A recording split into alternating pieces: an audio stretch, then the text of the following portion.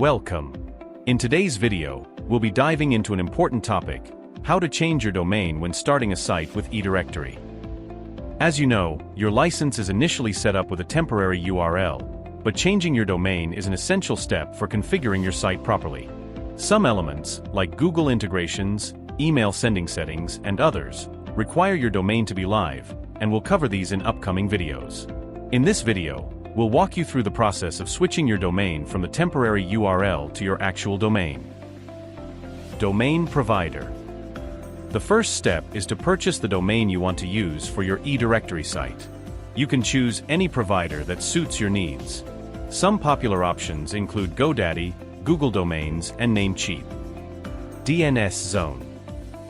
Once you've purchased your domain, the next step is to create a DNS zone for it on our servers. To do this, simply send us an email at support@edirectory.com using the provided example.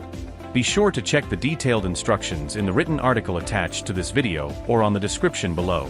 The email should include the following information: the domain for which we need to create a DNS zone, the current temporary URL of your eDirectory site, the server where your license is hosted, either shared or dedicated. If you're unsure, our support team can provide this information.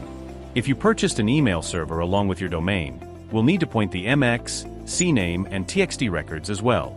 To do this, please provide these records too. If you're unsure how to find them, reach out to your domain provider support for assistance. But if you don't have an email server created for your domain, simply disregard this information. DNS update.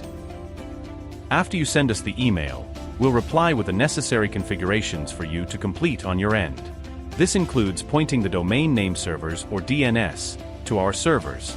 If you're not sure how to proceed with the necessary configurations, make sure to check if your domain provider has articles to help you in this process. DNS propagation and domain change. After you update the name servers, we'll take care of the rest. The DNS will typically propagate within 24 to 48 hours, after which we'll proceed with the domain change.